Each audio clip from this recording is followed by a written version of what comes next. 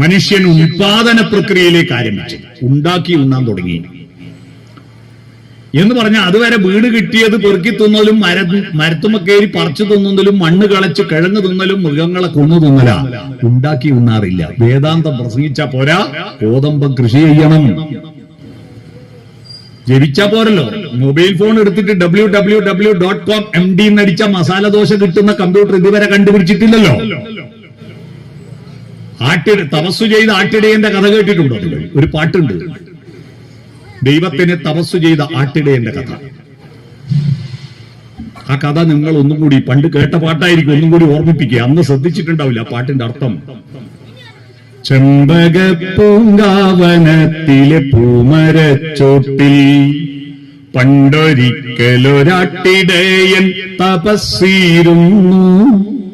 വിണ്ണിൽ നിന്നും വന്നിറങ്ങിയ ഭഗവാനപ്പോൾ ഒരു ചന്ദനത്തിൻ മണി വീണ അവനു നൽകി. തങ്കസ്വപ്നശതങ്ങളാം തന്ത്രികൾ കെട്ടി അതിൽ സുന്ദര പ്രതീക്ഷകൾ തൻ ചായം പൂരട്ടി. ആർത്തലയ്ക്കും ഹൃദയത്തിൽ തുളുമ്പിയ രാഗങ്ങൾ രാത്രിയും പകലും അവൻ വീണയിൽ മീട്ടി. മധുര സംഗീതത്തിൻ ലഹരിയാലെ സ്വന്തം ഭൂമി ദേവിയെ പാവം മറന്നുപോയി. ശ്യാമളമാം ഭൂമിയാകെ പാഴ്മരുവായി മാറിപ്പോയി. പാവമപ്പോൾ പശിയാലെ പാട്ടു നിർത്തി.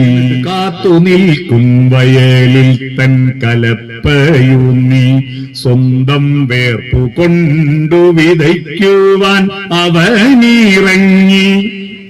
എന്നുമെന്നും സമൃദ്ധിതൻ പൊന്മണികൾ വിളയിക്കാൻ മന്നിതിന്റെ മകനായിട്ടവനിറങ്ങി. പണിയെടുക്കണം മനുഷ്യൻ, അതാണ് ബലരാമൻ.